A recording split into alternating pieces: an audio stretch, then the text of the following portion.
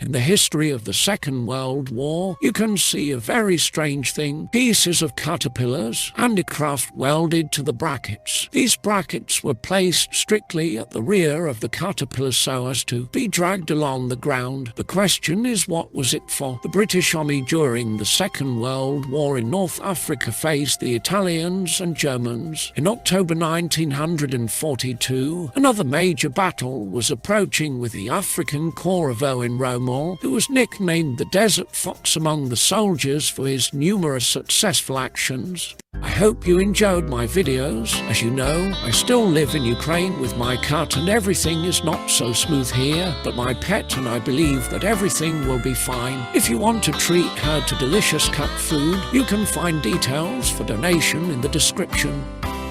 The fighters of Bernard Montgomery were to grapple with the Germans in a decisive battle for El Alamein, a city in northern Egypt. Rommel was a tough nut to crack, so the British decided to seize the initiative through stratagem. Despite the prevailing superiority of the British army, they prepared thoroughly for the second battle for El Alamein. The British decided to deceive the Germans by striking from the side from which they were not expected. There was a lot of work to be done to disguise the troops and mislead enemy reconnaissance. In preparation for the battle for El Alamein, 2,000 tank dummies were installed in the south of the city, and 1,029 real tanks had to be transferred several hundred kilometers north of the place of the future battle in order to hit the Germans in the rear. Most importantly, this should have been done unnoticed by the Germans. The success of the operation depended on a special Group A. The operation was called Bertram. The tanks were disguised as trucks. From the air, they really looked like military transport vehicles. However, there was one problem. The tanks leave behind a characteristic track from the trucks. With a large accumulation of equipment, traces may be enough to be identified from a reconnaissance aircraft. This problem was solved by Jasper Muskeline, one of the members of the Special Group A, who worked as a magician in civilian life.